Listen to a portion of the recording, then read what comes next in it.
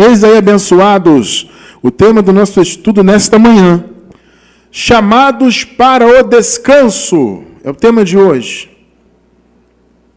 Chamados para o descanso. Nossos versículos iniciais se encontram em Mateus, livro histórico de Mateus, capítulo 11, versículos 29 e 30. Antes de nós lermos, eu vou me dirigir aos abençoados que estão pela gravação, assistindo aí pelo link que receberam na rede social ou pelo nosso canal no YouTube, a gravação. Sejam vocês bem-vindos. Fica o meu convite para você se inscrever em nosso canal. Aqui embaixo do vídeo tem um botãozinho de se inscrever. Se inscreva, amado, é gratuito. Além de você se inscrever, marque o sininho para você receber todas as nossas notificações, tá bom? Quero também convidar você a vasculhar os links que estão embaixo do vídeo aqui no YouTube.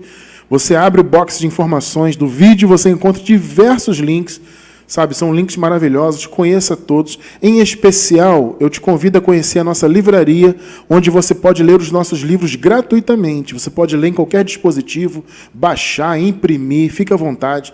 Todos os livros estão disponíveis aí. Também tem o nosso canal no Telegram.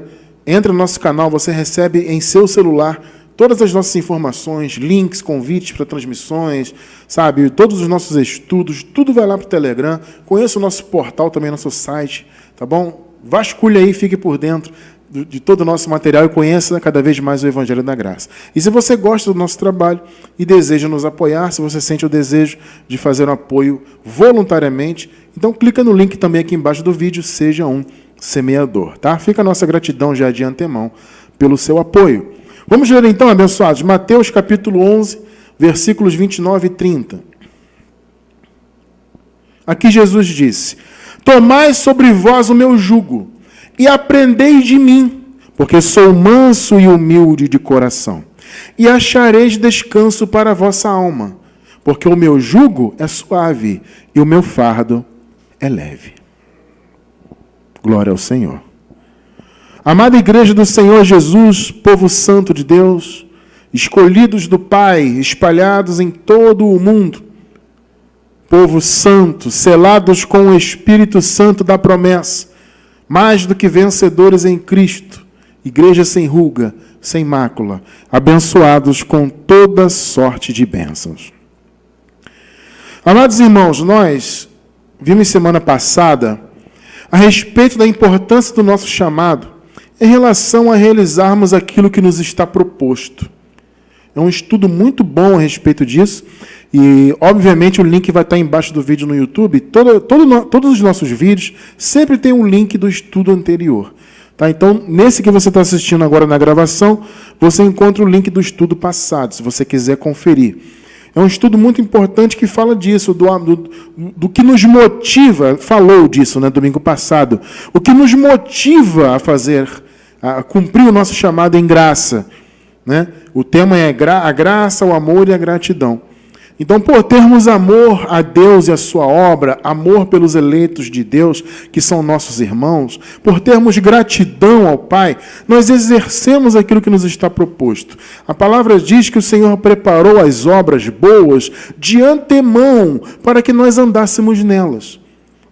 Sabe? Então, o que isso significa? Que nós fomos salvos para cumprirmos estas obras. O sistema religioso traz um entendimento, que obviamente é errado, de que nós fomos salvos pelas obras. Ou fomos não, né? Eles dizem que nós ainda seremos. O que é mais herético ainda, porque sabemos que a salvação já foi concretizada. Os salvos, todos já são salvos, sempre salvos. Ponto. Isso já foi resolvido. Mas o sistema diz que ainda vai ser. E diz que só vai ser aquele que fizer a obra, aquele que jejuar, aquele que for fiel dizimista, aquele que subir o monte, sabe? E por aí vai.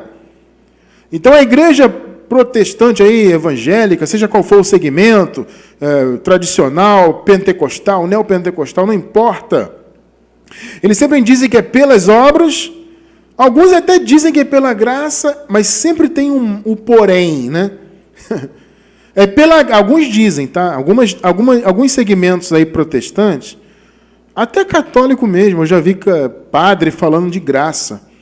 Então eles falam, não, é pela graça, mas Sempre tem um mas, né? É pela graça. Porém, se você não for fiel dizimista, se você não jejuar, se você não tomar santa ceia, se você não fizer isso e aquilo, você não vai ser salvo. Então não é pela graça.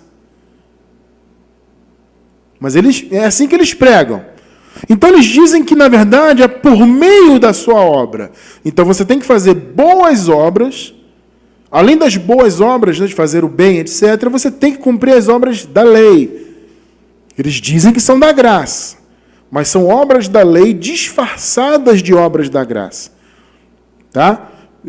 Todo esse cerimonialismo religioso, todo esse paga-preço, tudo isso vem do Antigo Pacto. Tudo isso é inspirado no Antigo Pacto. É uma forma de ressuscitar o Antigo Pacto.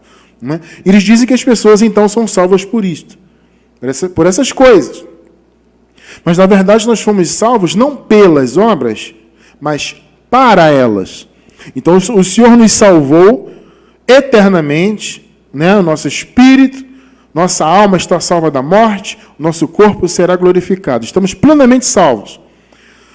Só que o Senhor fez a salvação também, louvado seja Deus por isso. Ele fez a salvação se manifestar aqui, ó, no nosso entendimento. Né? Então, ele fez isso para quê? Para que nós fôssemos usados por ele em boas obras. Então, o que nos leva a fazer essas boas obras não é, ou pelo menos não deveria ser, no nosso caso em graça sabemos que não é para alcançarmos a salvação ou para buscarmos ser salvos, não é isso. Nós fazemos porque já somos salvos. Fazemos, então, pelo amor que temos a Deus, como eu já disse, o amor que temos pelos nossos irmãos que estão perdidos no engano, que estão perdidos no sistema religioso, que estão perdidos no ateísmo, nas filosofias humanas. Nós temos amor por essas vidas e queremos que eles sejam resgatados. Por isso fazemos de tudo, como Paulo disse, né? Usamos todos os meios para chegarmos a salvar alguns, como Paulo falou. Porque nós amamos os irmãos. Então amamos a Deus, amamos a sua obra, amamos os nossos irmãos e temos gratidão ao Pai. Então isso nos leva a ter obras, nos leva a praticar aquilo que nos está proposto. Só que, amados, também nos está proposto descanso. E parece contraditório, né? Mas, Cristiano, se eu tenho um chamado para as obras, que não são obras da lei, tá, amados? É sempre bom frisar isso. O nosso chamado para as obras não tem nada a ver com obra da lei, com rudimentos do mundo, esse tipo de cerimonialismo religioso. Não é isso, não são essas obras para as quais nós fomos salvos. Não.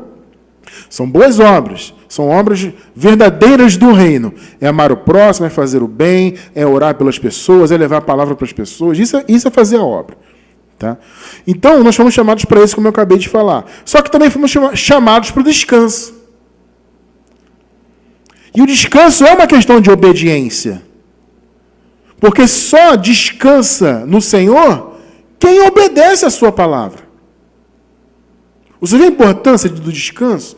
Veja, o descanso aqui não é sinônimo de deixar de fazer o que nos foi proposto em termos de obras. Não confunda. Já que eu fui chamado a descansar, então não preciso fazer o bem, não preciso me preocupar com o próximo, não preciso levar o evangelho, não preciso... Sabe, as pessoas podem pensar isso. Já sou salvo mesmo, já sou abençoado, o Senhor já fez tudo por mim, e eu tenho certeza da minha salvação, não preciso fazer mais nada, eu tenho que descansar. Bom, de fato temos que descansar. Mas veja, o chamado ele é duplo. É um chamado às boas obras, como vimos semana passada, e nós fazemos por amor, por gratidão, etc. Mas é um chamado ao descanso. Então tem que haver um equilíbrio entre essas duas coisas. Ou seja, você tem que cumprir o chamado que Deus lhe deu, mas você também tem que descansar. Ora, esse descanso não é sinônimo de deixar de fazer as boas obras. Esse descanso é sinônimo, primeiro, de deixar de fazer obras da lei, porque o descanso é em relação a isso, e também descansar em relação à confiança em Deus. Como também nós vimos semana passada, a importância de confiar em Deus. Né? Então, vamos viver uma vida de equilíbrio. Fazer as boas obras que nos estão propostas, mas descansarmos no Senhor. Descanso, repito, é também uma questão de obediência. Então, vamos observar aqui mais uma vez os 2 primeiros versículos. Vou pedir a abençoada para colocar na tela aí de novo. Mateus capítulo 11, versículos 29 e 30. Vejam só. Olha o que Jesus diz. Note que isso aqui é um direcionamento de Deus. Ah, irmão Cristiano, mas aqui é Jesus de Nazaré. Claro, amado, mas isso aqui não significa que não serve para nós. É sempre bom a gente ter isso em mente. Porque em graça nós defendemos que nós não temos que conhecer Jesus segundo a carne. Né? Aliás, não somos nós que defendemos. O Paulo, apóstolo do Senhor Jesus, é que defendia isso. Nós apenas imitamos o que Paulo ensinou. Porque Paulo ensinou, nós conhecemos a Jesus como ressuscitado. Mas isso não significa necessariamente que eu tenho que abolir tudo que Jesus nos dias de sua carne ensinou. Não, eu tenho que filtrar. Eu tenho que entender o que Jesus, na época da sua carne lá, ensinou. Eu tenho que entender se aquilo serve para o novo pacto ou se aquilo dizia respeito apenas aos judeus, apenas à lei. Tá? Porque Jesus de Nazaré esteve debaixo da lei, vocês entendem? Mas com os olhos iluminados, a gente consegue observar e entender o que serve para a graça e o que não serve. Aqui no caso serve muito. Porque essa frase de Jesus aqui é graça. Tomai sobre vós o meu jugo. Amado, você vê o que Jesus está mandando? O que Jesus estava dizendo ali? Para os judeus que o estavam ouvindo ali. Olha, vocês têm dois caminhos. Ou vocês mantêm sobre o lombo de vocês o jugo da lei, dos mandamentos de homens, no caso ali, né? Todo esse peso religioso que o sistema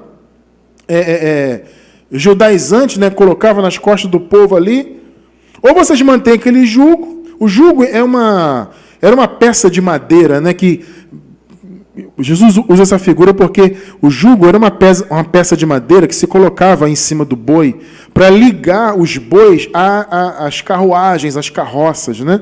Então o boi ou o cavalo, ou quem quer que seja, qual que seja os animais, né? Geralmente, no caso o boi ou o cavalo, eles estavam ligados a uma carruagem ou a uma carroça para carregar peso, correto? Então, a peça que ligava o animal à carroça era o jugo. Então, Jesus usa essa figura. Tomai sobre vós o meu jugo, porque vocês têm o jugo da lei. Você tem o jugo dos escribas e fariseus, no caso, no contexto aqui. Né?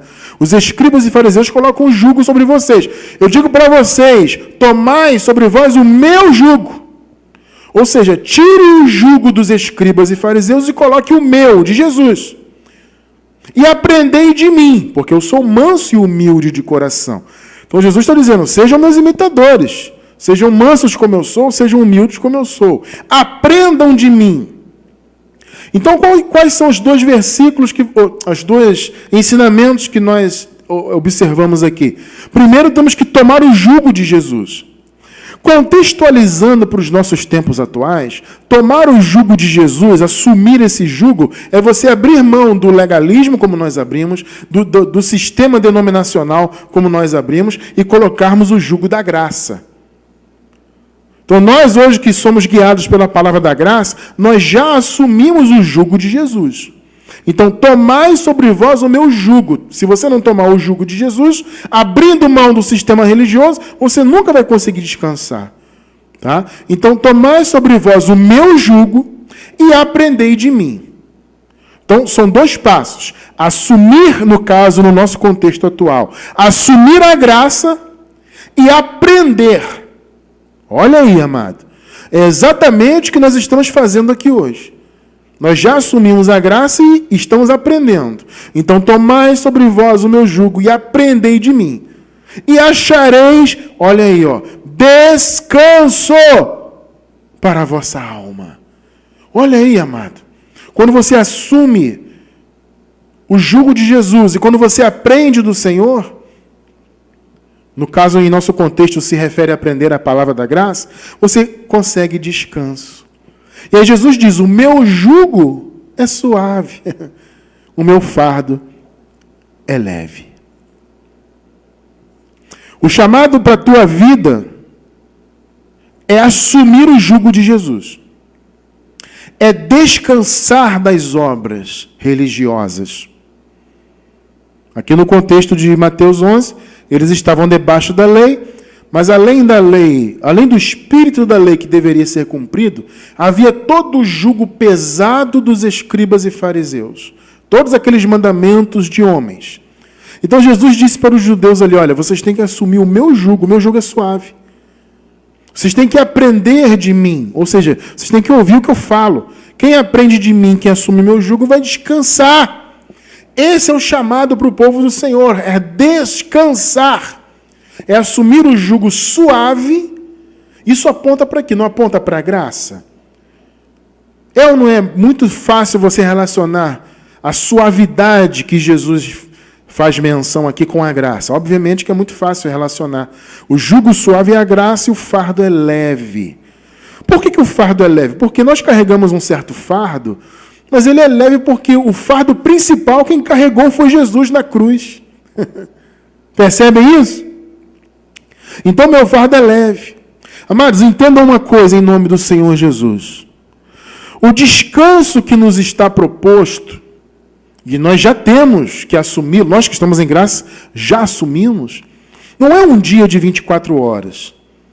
Tá, existem muitas não, mas algumas denominações aí do sistema religioso que eles fazem as pessoas viverem nesse jugo pesado, de guardar um dia literal de 24 horas, em função dos 10 mandamentos, da Torá.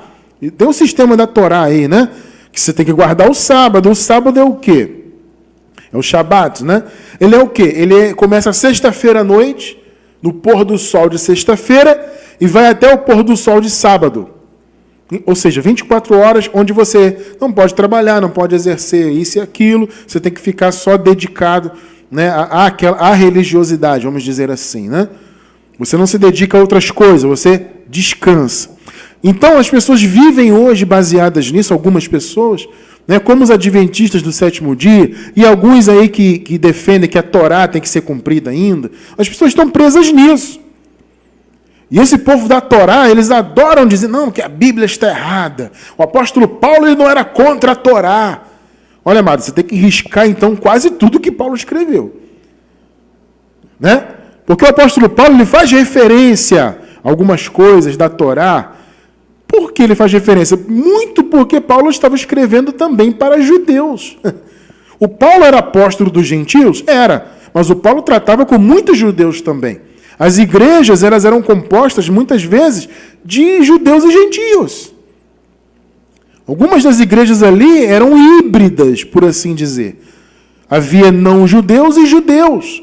Então, muitas das vezes, Paulo citava coisas da Torá como direção, até para que os judeus que estavam ali pudessem ter uma facilidade para entender. Vocês estão compreendendo, amado? Uma coisa é você pegar referências na Torá, falando para judeus que tinham costume de seguir os mandamentos.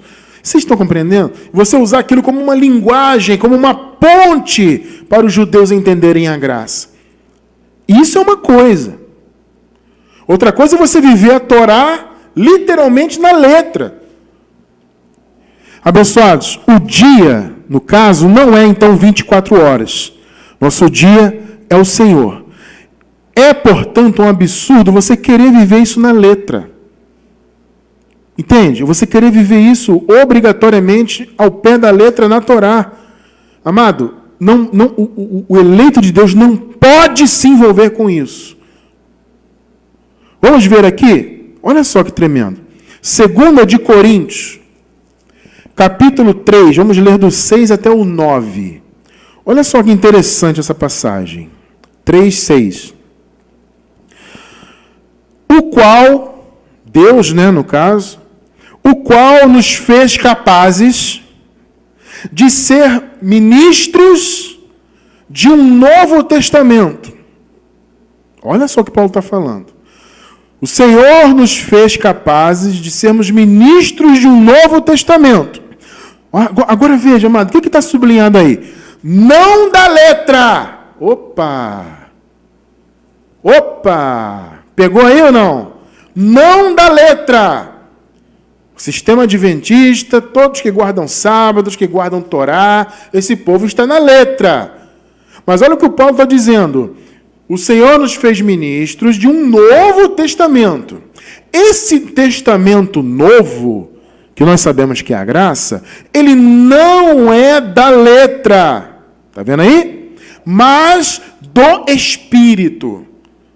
Vocês se lembram que eu acabei de falar, agora há pouco, que nós somos guiados pelo Espírito? Pegou, né? Ou você é guiado pela letra, ou você é guiado pelo Espírito. Na Nova Aliança, somos guiados pelo Espírito. Então, esse testamento ao qual nós estamos submetidos não é da letra. Então, marque bem isso aí. Somos ministros de um Novo Testamento, não da letra, mas do Espírito, porque a letra mata. A letra mata. E o Espírito vivifica. Amado, a letra mata. Você quer basear a sua vida na letra da lei? De Torá, de 10 mandamentos, na letra? É isso que você quer? Letra mata. A letra mata a sua vida, mata o seu conhecimento. Destrói a sua relação com Deus.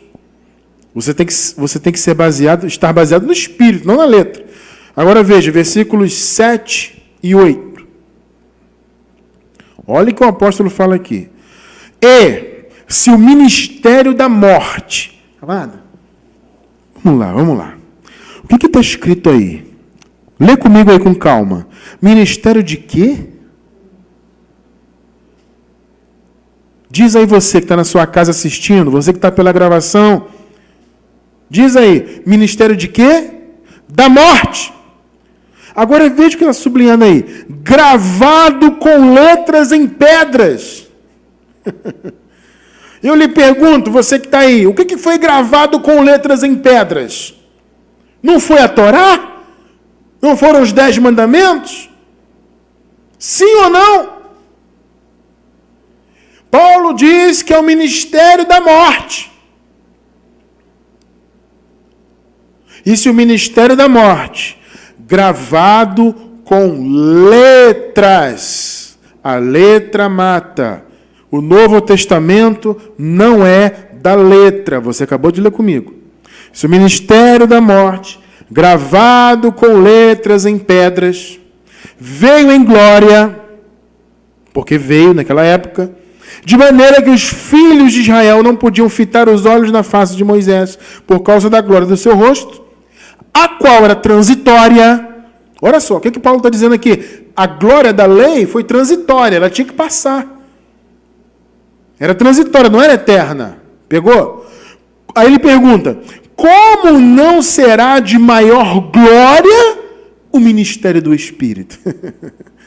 O ministério do Espírito, a nova aliança, a graça do Senhor é de infinitamente maior glória. A glória da lei veio com Moisés, que foi gravada com letras em pedras, mas era o ministério da morte. Gravado com letras em pedras. Você viu aí, ministério de morte. O ministério de glória transitória. Alguns dizem que é eterna. A Torá é eterna. E aí? É transitória ou é eterna? Bom, eu quero acreditar, prefiro acreditar na palavra do Senhor. Para mim era transitória. Teve glória? Teve. Foi importante? Foi, mas foi um ministério de morte. Agora veja, não foi só de morte não. Versículo 9. Vejam aí. Porque se o ministério da condenação foi glorioso, ministério de quê? Ah, você quer viver na Torá, é? Você quer guardar sábado de 24 horas? Você está debaixo de um ministério de condenação.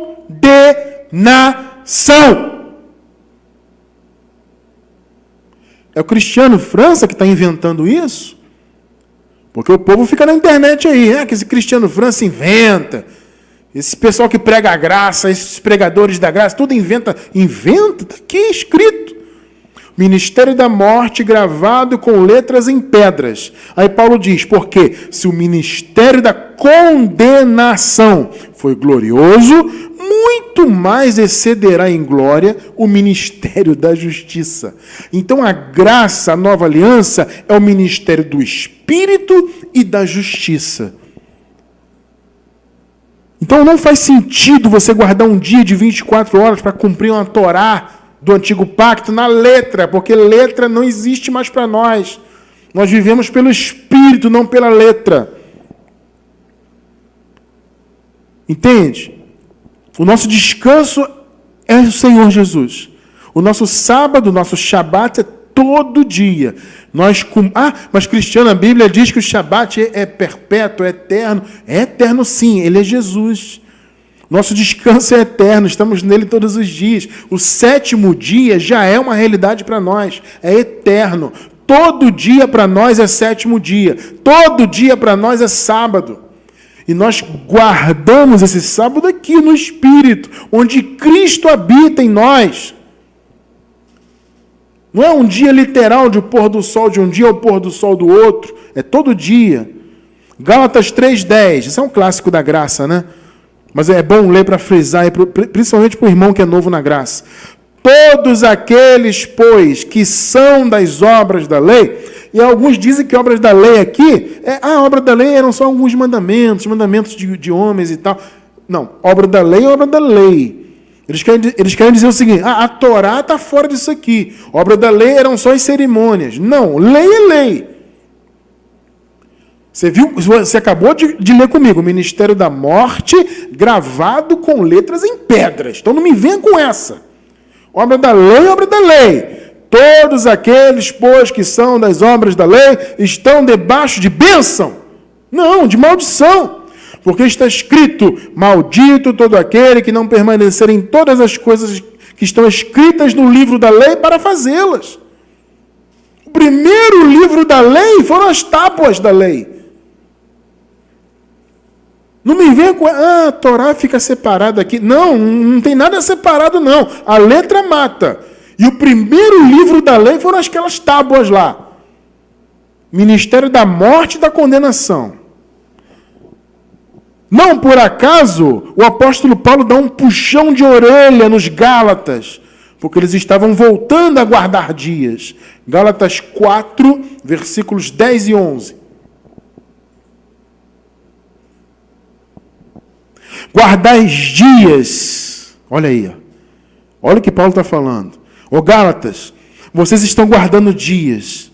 Vocês estão dando ouvidos para esse pessoal da Torá aí. Em Gálatas, vocês estão dando ouvidos aos judaizantes, guardando dias e meses e tempos e anos.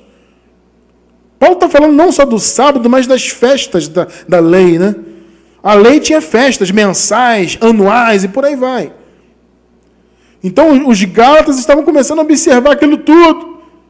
Guardais dias e meses e tempos e anos. Receio de vós que eu tenha trabalhado em vão para convosco. Olha o puxão de orelha. O meu receio, Gálatas, é que eu trabalhei à toa.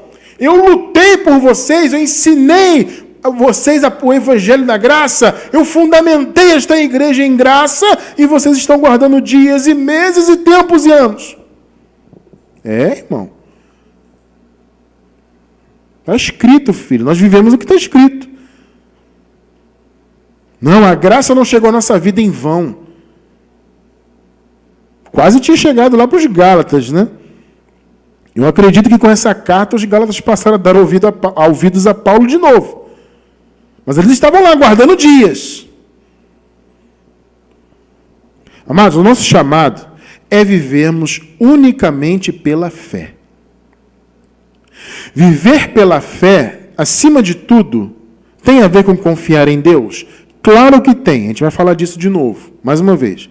Mas viver pela fé, acima de tudo, é você não viver pela lei. A fé e a lei, as obras da lei, isso inclui a Torá e todos os mandamentos, elas se opõem. Tá? A fé está de um lado, a lei está do outro. É água e óleo. As pessoas aí tentam fazer uma emulsão hoje em dia, né? Porque a emulsão ela mistura água e o óleo, né? Então eles fazem uma emulsão e misturam hoje água e óleo, lei e graça. É um absurdo lamentável. Não tem que fazer emulsão nenhuma. Lei e graça são separados. É água e óleo que naturalmente não se misturam. Ou você vive na lei, em obras da lei disfarçadas de obras da graça, ou você vive 100% na graça. Gálatas 3, mais uma vez, Gálatas, né? 3, versículos 11 e 12. Vamos lá. É evidente que evidente, é óbvio, é claro, né? Que pela lei ninguém é justificado diante de Deus. Por quê? Olha só, queridos, porque o justo viverá da fé. Está vendo? A fé e a lei se opõem. Se você vive na genuína fé, você naturalmente abre mão das obras da lei, da Torá, de 10 mandamentos, de tudo isso. Ah, mas irmão Cristiano, você não tem que seguir os 10 mandamentos, então eu posso matar, eu posso fazer. Amado, os mandamentos de Deus estão no seu coração, não estão mais na letra. Você não precisa de uma letra escrita numa tábua de pedra para te dizer o que fazer ou não. Você tem a sua faculdade exercitada para discernir o bem e o mal. Não é o que diz lá a palavra em Hebreus capítulo 5? Que os que têm as faculdades, a mente, né, exercitada, sabem muito bem discernir o bem e o mal. Então você não precisa de mandamento numa letra. Perdão. Vocês não precisam de um mandamento escrito na letra, uma tábua de pedra. Não, os mandamentos estão na tábua do coração, por assim dizer. Então nós vivemos da fé. É evidente que pela lei ninguém é justificado diante de Deus, porque o justo viverá da fé. Ora, a lei não é da fé. A lei não é da fé. Repita, a lei não é da fé. Mais uma vez, a lei não é da fé.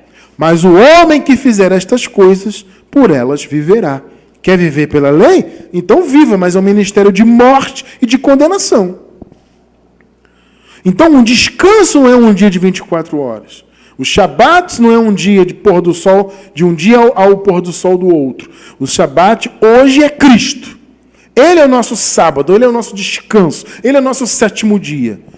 E obedecer Jesus te leva ao descanso. Só descansa quem obedece.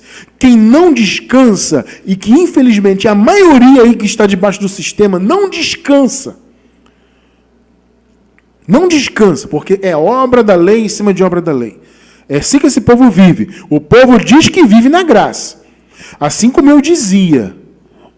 Porque eu passei 20 anos, né, amado? Debaixo da obra da lei. A minha esposa passou tantos anos também. Hoje, 2 abençoados deram testemunho aqui, antes de iniciarmos o culto e nosso bate-papo aqui. O abençoado, o pastor Elcio, disse que ele viveu 70 anos debaixo do sistema religioso. Outra abençoada disse que viveu 40 com o esposo. 40 anos. Então eu particularmente vivi 20 anos. E dizia que vivia na graça. Graça nada. Era obra da lei em cima de obra da lei. Isso é maldição. Nós temos que viver por fé. Descansar. Então, quando a graça foi revelada e que as obras da lei saíram da minha vida, eu passei a entrar no descanso. Isso é obediência. Veja só o descanso prometido. Aquele descanso prometido lá para os israelitas, que foram atravessar o deserto, aquele era um descanso profético. Ele se cumpriu na nova aliança. Hebreus 4, do 1 ao 3. Visto que nos foi deixada a promessa de entrarmos no descanso de Deus. Lembre-se que aqui Paulo está escrevendo para hebreus, hein? Ele está usando essa linguagem aqui, relembrando a questão lá dos israelitas, para fazer, mais uma vez, né, uma metáfora, um paralelo ali com a graça. Tá? Por isso que Paulo usa aqui, porque os hebreus, obviamente, eram catedráticos nessa história, né, dos israelitas e tudo mais. Fazia parte, né, do dia a dia deles essa história aqui, e da religião deles e da vida deles. Visto que nos foi deixada a promessa de entrarmos no descanso de Deus, temamos que alguns de vocês pensem que tenha falhado. Porque, veja bem, aqueles lá falharam, né, os israelitas. Eles falharam, por quê? Porque eles receberam a boa notícia da terra prometida e não creram. Foram infiéis com tudo que Deus fez lá. Versículo 2, vejam só. Aqui Paulo está, mais uma vez, como eu digo, fazendo um paralelo, usando como metáfora o que aconteceu lá. Pois as boas novas foram pregadas a nós, tanto quanto a eles. As boas novas que eles receberam lá foi em relação à terra prometida. Aí Paulo faz aqui uma metáfora, né? Vocês estão recebendo agora, hebreus, as boas novas. No caso aqui no contexto é o evangelho da graça. Tá? Então nós recebemos as boas novas, eles também receberam lá boas notícias. Mas a mensagem que eles ouviram de nada lhes valeu, pois não foi acompanhada de fé por aqueles que a ouviram. Olha o que Paulo está falando aí. Eles não creram na promessa de Deus lá do descanso. Versículo 3. Aí, olha aí o que aconteceu com eles. Pois nós, os que cremos, olha só que palavra bonita. Nós, os que cremos, é que entramos naquele descanso. Olha, amado, aquele descanso que foi prometido lá para Israel naquela época, eles não creram, mas nós hoje que cremos, entramos no descanso. Conforme Deus disse, assim jurei na minha ira, jamais entrarão no meu descanso, embora as suas obras estivessem concluídas desde a criação do mundo. Ou seja, a obra já estava concluída, Deus já estava no descanso profético, mas Deus disse, nesse meu descanso vocês não vão entrar. Eu jurei na minha ira. Por quê? Porque eles não creram. Percebe? Perdão, amado, perdão. Então eles não creram. Não acreditaram. Foram desobedientes. Não entraram no descanso. Percebe que descansar é uma questão de obediência ao Pai? Entende? Abrir mão de obra da lei é obedecer a Deus. Está escrito aí. Nós que cremos, nós que obedecemos, porque os israelitas lá não obedeceram, mas nós obedecemos, nós que cremos, nós entramos naquele descanso. Porque Deus prometeu para eles, né? Jurou para eles, jamais vocês entrarão no meu descanso. Porque vocês não creram. Então Paulo faz aqui um paralelo maravilhoso. Ou seja, crer é entrar no descanso, é abrir mão das obras da lei, de toda a religiosidade. Aí veja o versículo 10, Hebreus 4:10. Pois aquele que entrou no descanso de Deus, ou seja, aquele que creu, que é o nosso caso, creu na graça, creu no Evangelho, esse também descansou de suas obras, assim como Deus das suas. Olha aí, amado. O chamado é esse. Você crer para entrar no descanso. Nós que estamos na graça, graças a Deus, Pai amado, nós já estamos no descanso. Louvado seja Deus pelo descanso da graça. O descanso, como Jesus falou, da alma. Achareis descanso para a vossa alma. Amado, não tem descanso maior para a nossa alma do que estar debaixo da graça. Porque você conhece a sua posição em Cristo. Você sabe quem você é, quem você foi antes da criação do mundo, quem você será. Por quê? Porque você é filho de Deus, sempre foi e sempre será. Então você sabe que você é um abençoado, filho de Deus, eleito, selado por Deus com o Espírito, que Deus te ama e sempre te amou. Entende? Você sabe que não tem que viver em religião. Você tem que cumprir só as obras que Deus preparou de antemão, não as obras da lei, não mandamentos de homens. Isso é descanso na alma. É não ter medo de perder salvação, não ter medo de ir para um suposto inferno de fogo.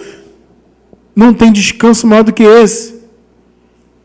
Eu vivia apavorado, com medo de Jesus voltar, supostamente, né? Como eles estão esperando até hoje, Jesus vai voltar ainda, meu Deus. E quando ele voltar, eu posso ficar. Imagina que desespero, eu vivi nisso. Eu sei o que é isso. Desde criança eu vivia apavorado com Jesus voltar. Quando eu via algum fenômeno climático na Lua, aconteceu isso. De vez em quando a Lua fica meio avermelhada, né? É um fenômeno climático, né? Então a pessoa vê, é uma coisa atmosférica e tudo mais. Tem toda uma explicação científica. Então, uma vez eu era criança, eu via a lua ficar meio avermelhada, eu achei que era o Apocalipse. A lua de sangue, Jesus vai voltar, eu comecei a chorar. Hoje eu acho graça disso, mas na época foi desesperador. E muitos estão hoje aí, que Jesus vai voltar, eu estou com medo, posso ficar. Isso é descanso aonde? Não, isso é desespero.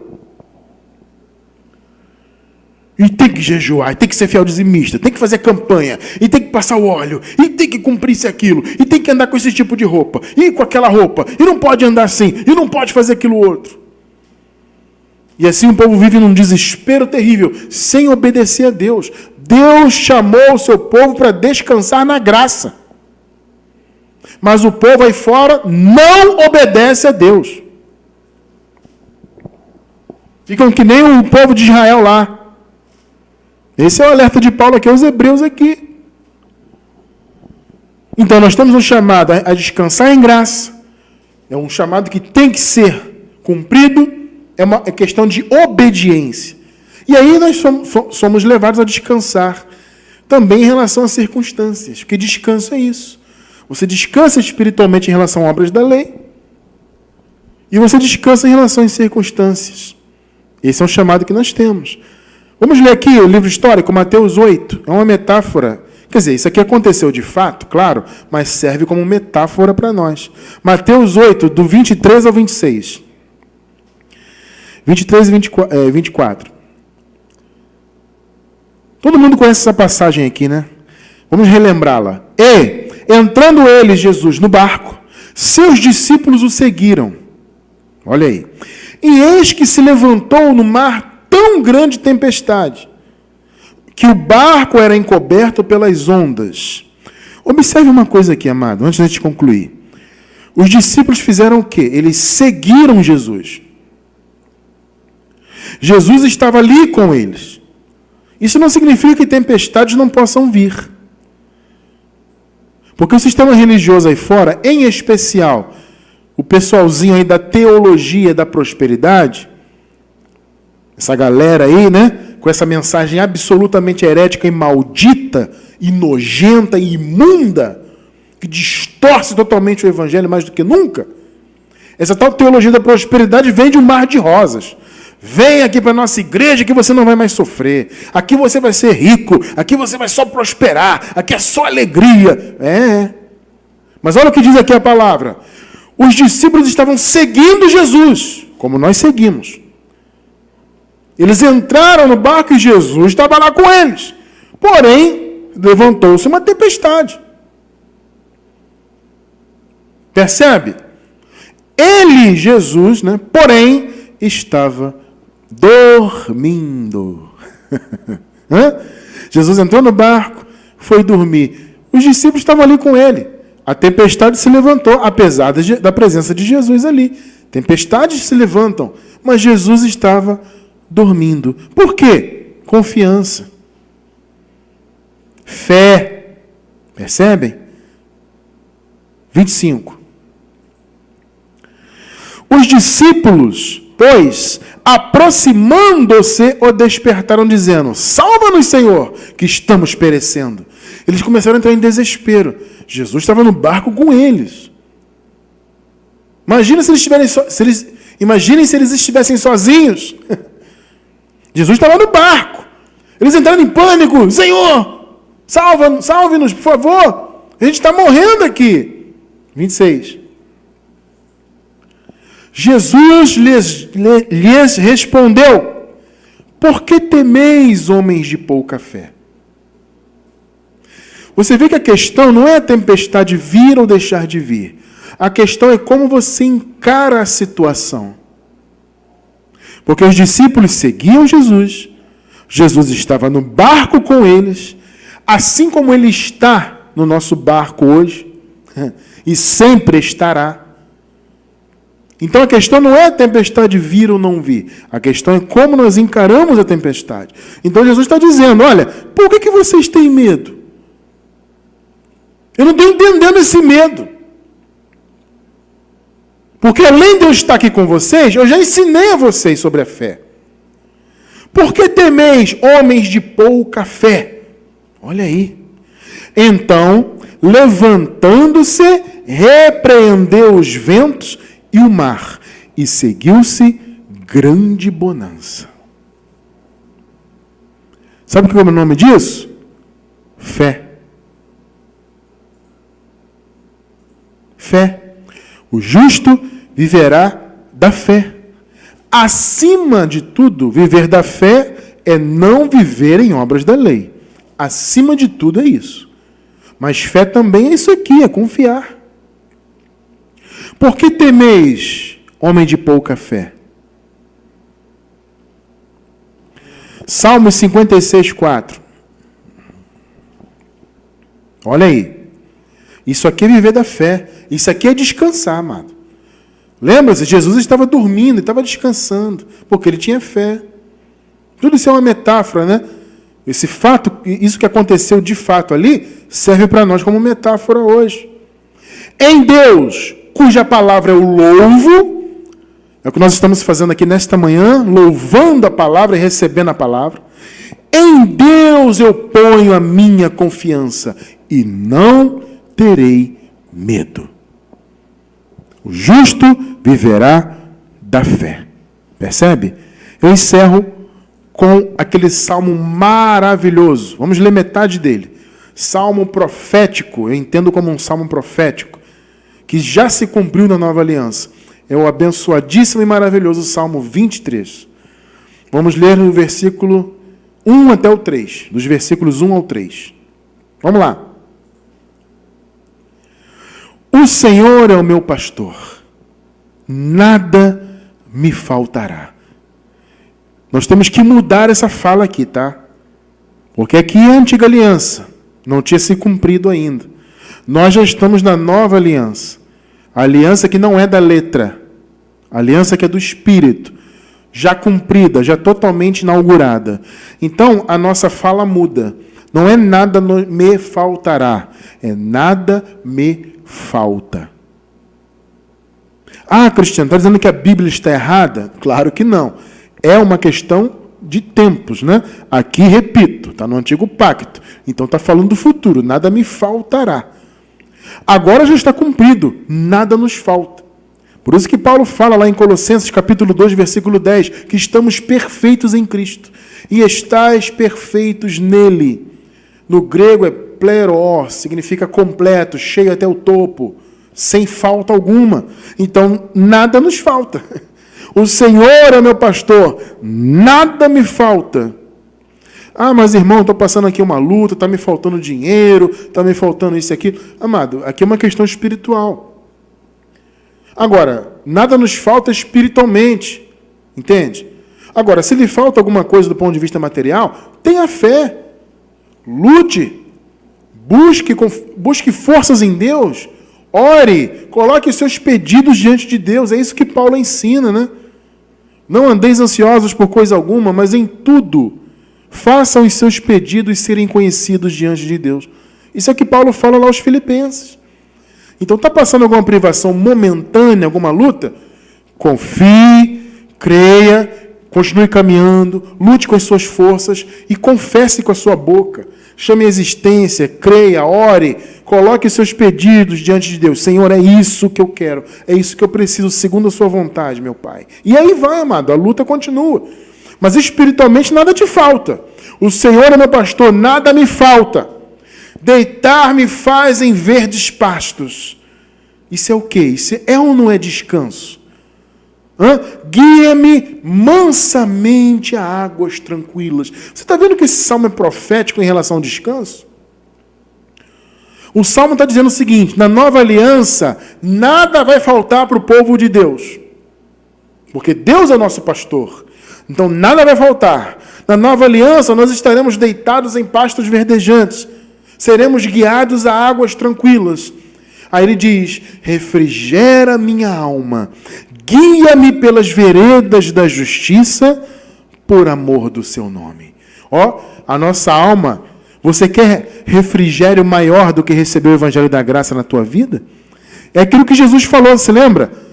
Descansem em mim e achareis o que? Descanso para vossas almas. Aliás, assumam o meu jugo, né?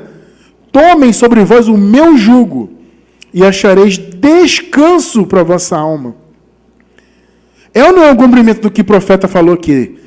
Do que o salmista falou, que eu entendo que é uma profecia também. Refrigera minha alma.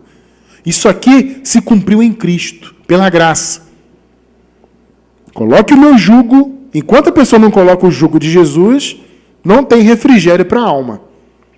Mas se a pessoa obedece a Jesus, tomai sobre vós o meu jugo. Pum! Ah, aí sim. Qual é o jugo de Jesus atualmente? A graça, o evangelho da nova aliança. Esse evangelho refrigera a nossa alma. Guia-me pelas veredas da justiça. Amado, vocês, nós já estamos e para sempre estaremos caminhando nos caminhos da justiça de Deus. Por quê? Porque, se lembra que nós lemos lá em cima?